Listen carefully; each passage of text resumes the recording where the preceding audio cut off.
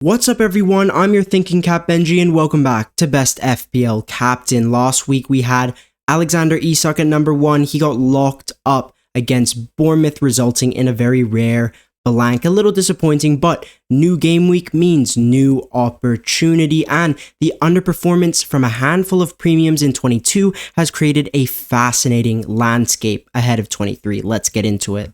Thinking Cap activated.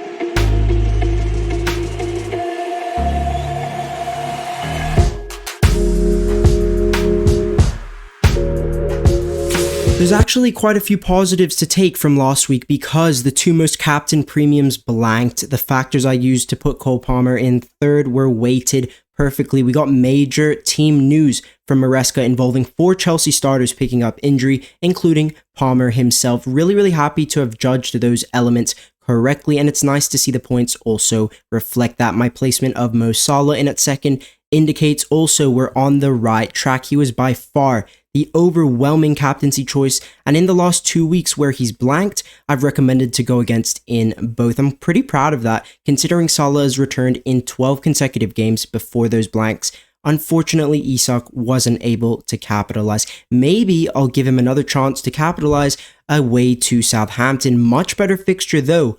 Newcastle are the only team on the shortlist playing away from home. Salah and Son also have promoted teams, and Ollie Watkins has West Ham on Sunday. He's only blanked once against them at home. Salah's double-digit hole rate against promoted teams is excellent, returning 10 plus points in 37% of home starts. His blank rate is concerning, sitting in the low 30s, which suggests Salah offers less consistency, but bigger explosive potential when he's playing these promotion fodder. Son doesn't have a terrible record, but he blanked in his last 2 starts versus promoted teams at home, and he's the only premium with a return rate under 1 GA per start. Isak has the best historical profile in 5 away starts. He's delivered 7 returns against promoted teams, and his double-digit hole rate sits at 40%, the highest on offer. Isak's most recent start was a 17-pointer away to Ipswich this season, his first Newcastle hat-trick. All 4 fixtures on paper look absolutely gorgeous. It's really hard to rank them using this season's defensive numbers, but Southampton, it looks like slightly more targetable than all of the other 3.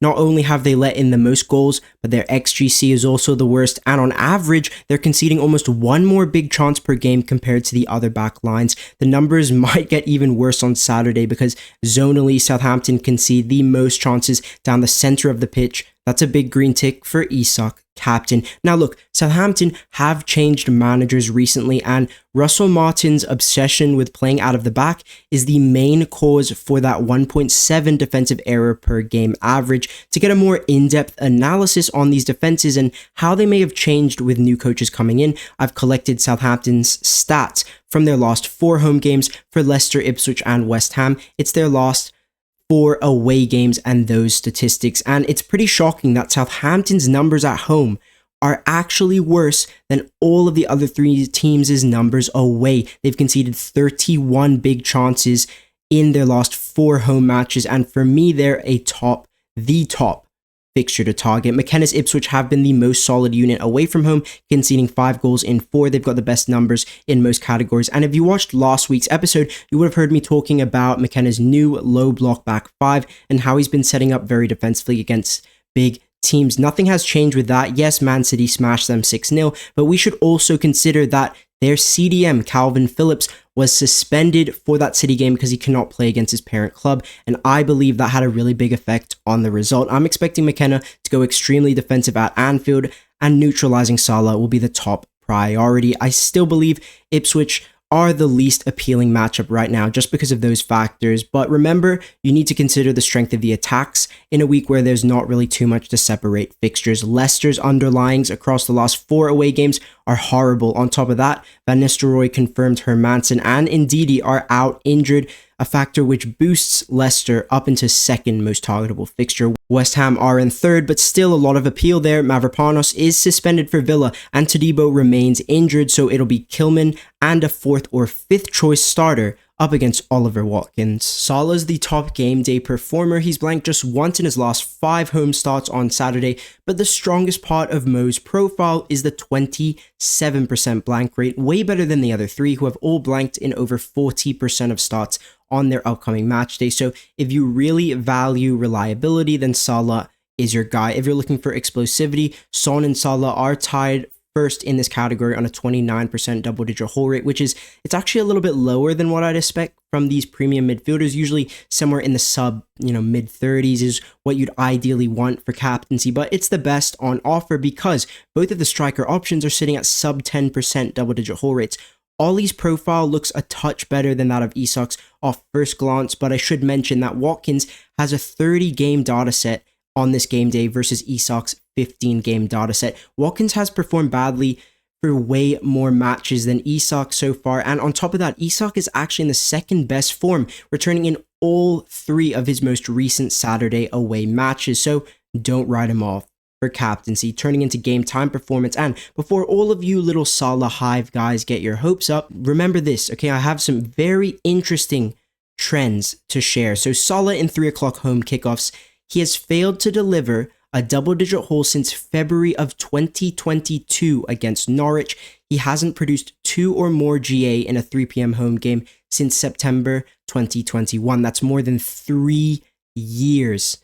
And it's not like he's only played 4 games at this kickoff time or he's had tougher fixtures. Yeah, okay, he's had some tougher fixtures in that run, of course, but he's also had Southampton at home, other good ones too. And for me, this is a trend we need to take seriously, and I will be taking seriously. And even though game time profile looks good all around for him, I don't think Salah has the same level of explosiveness at this kickoff time. If you're assuming that Salah ends the trend this week, right, then I'd still have his ceiling capped at 2 returns based off his recent points history at this kickoff time. And yeah, 2 returns from Salah is more than enough for captaincy, but it certainly opens things up if you're hot on one of the other prospects. Once again, Son looks to offer very sizable explosiveness, but just the 1 goal in his last 5 2 p.m. home games, and his form is the worst in this category. Form is something I weigh very, very, very highly in kickoff analysis, and not only does Alexander Isak boast the second best return rate, he's also in the best game time form, averaging 7 points in his last 5 away starts at 3 o'clock.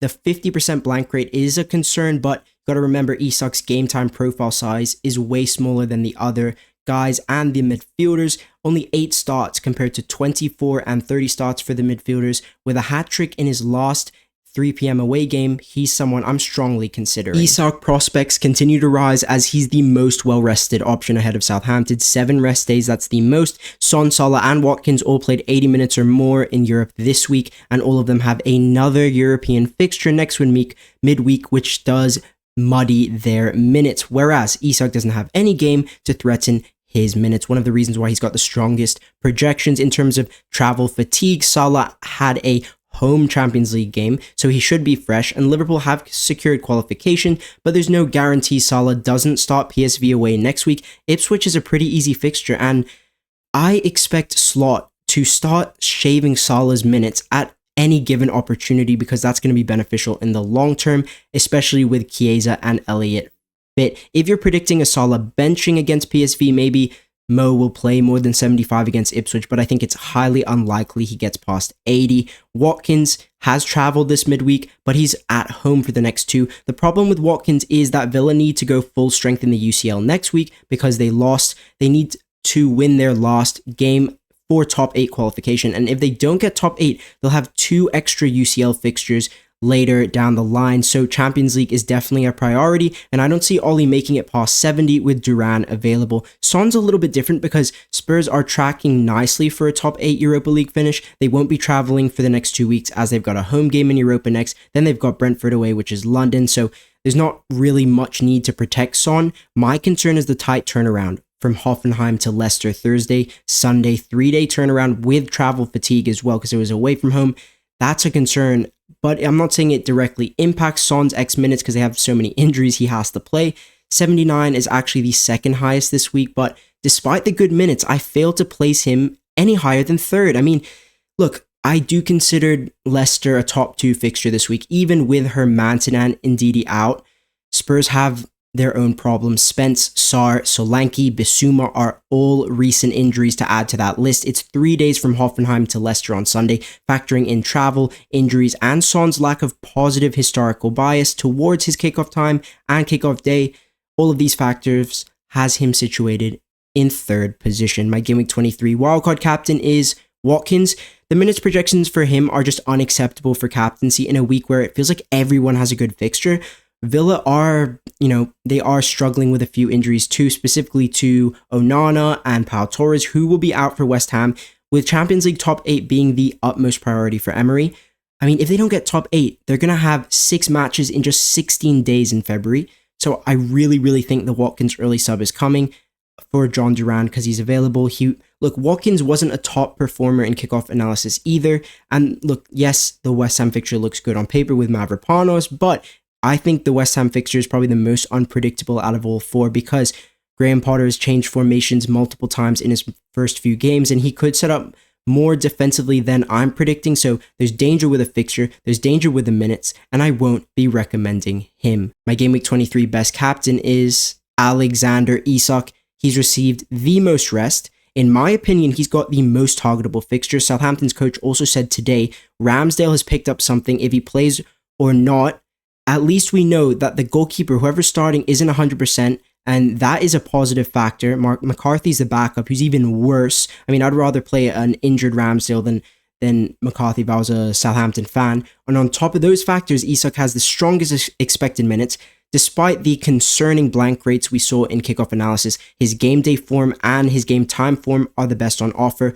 Like I said, form is one of the most important captaincy elements, and Isak hasn't really got the biggest sample size of starts, so I'm not really too worried about the blank rate, and I expect it to start trending in a downwards tick rather than an uptick and get bigger, because 50-60% for him is just too big and he hasn't played enough games. I think that his recent form shows that there is something there in terms of preference, and we also know Southampton are weak, especially in central areas. I can see him thriving in this game, which is why I'm backing him to be the top performing premium. But guys, remember that captaincy is always your own decision. I don't make the decision for you. You make your decision, and you should factor in your own risk appetite, because looking at Salah, he's projected 190 EO, which is absolutely massive. Every man, woman, and AI is saying Captain Salah. He'll be the overwhelming choice, and if you choose to go against him, you need to know how big of a risk you're actually taking. I don't consider EO in my personal decision process because I make decisions based on who I think scores the most points, and that's how I do my business. There's elements with Salah's captaincy profile I'm a little bothered by, which is why he's in second. The UCL games surrounding Ipswich make his expected minutes uncertain. I have no clue what Slot's going to do in that PSV away game. Is he going to take the 21s? Is he going to say, Salah, Van Dijk, you're not even traveling, and give him more minutes in Ipswich? I don't know. But either way, Salah has failed to return 2 or more goal involvements in a 3 o'clock home fixture for the last 3 years. He hasn't returned 10 plus points since February 2022 in a 3 p.m. home game, and those 2 trends are some of the reasons why I will be backing against him. I also prefer Isak away to Southampton. I think the fixture is just a little better. If you've enjoyed this one, and if you're new around here, then hit subscribe, drop a like on the video, and I'll speak to you in the next one. Peace.